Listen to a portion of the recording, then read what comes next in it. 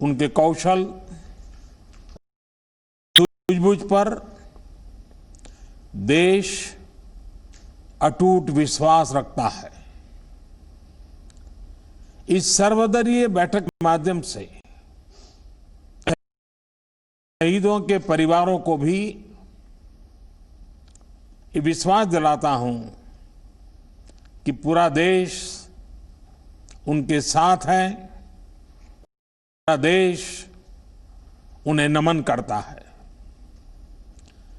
साथियों, पूर्वी लद्दाख में जो हुआ कर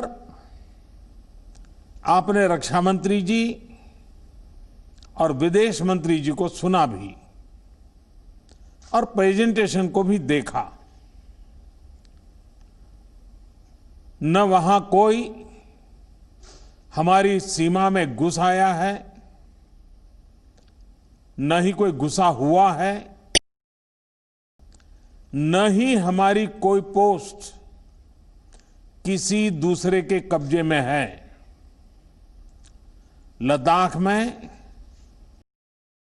जाबाज शहीद हुए, लेकिन जिन्होंने भारत माता की तरफ आंख उठाकर देखा था, उन्हें वो सबक सिखा कर गए हैं।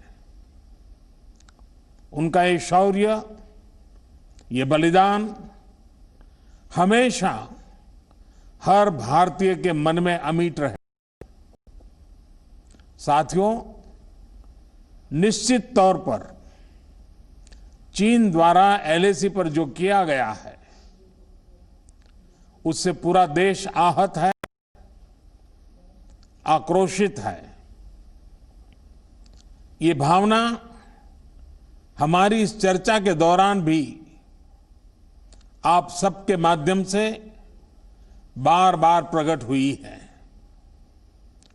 मैं आपको भी आश्वस्त कर रहा हूं कि हमारी सेना देश की रक्षा के लिए कोई कसर नहीं छोड़ रही है।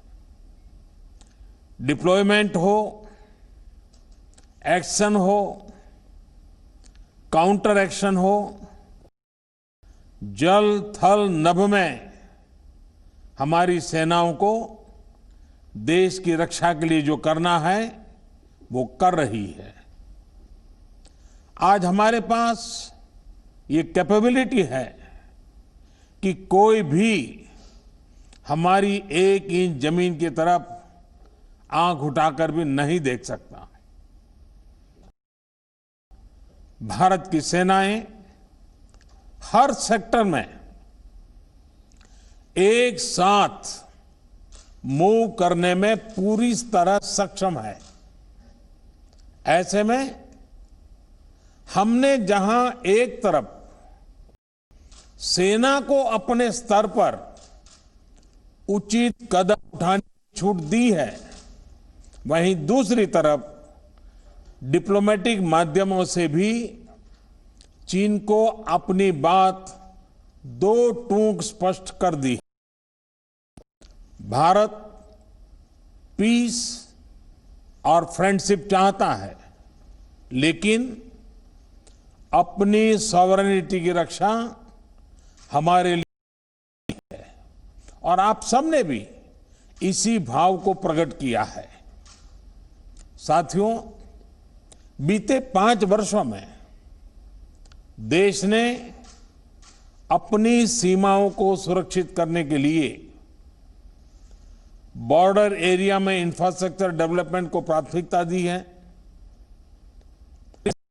सेनाओं की दूसरी आवश्यकताओं जैसे फाइटर प्लेन्स, आधुनिक हेलीकॉप्टर,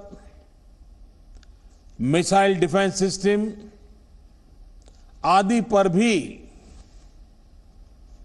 हमने बहुत बल दिया है। नए बने हुए इंफ्रास्ट्रक्चर की वजह से खासकर एलएसी में अब हमारी पेट्रोलिंग की कैपेसिटी भी बढ़ गई है। पेट्रोलिंग बढ़ने की वजह से अब सतर्कता बढ़ी है और एलएसी पर हो रही गतिविधियों के बारे में भी समय पर पता चल रहा है।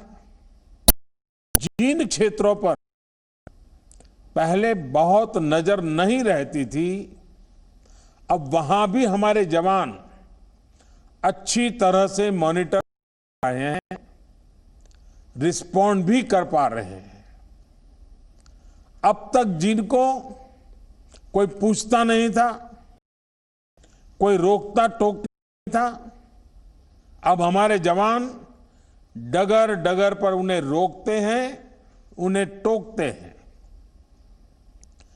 बेहतर हो रहे इंफ्रास्ट्रक्चर से एक मदद ये भी मिली है कि हमारे जवान जो उस कठिन परिस्थिति में वहां तैनात रहते हैं, उन्हें साजो सामान पहुंचाने में आसानी हुई है।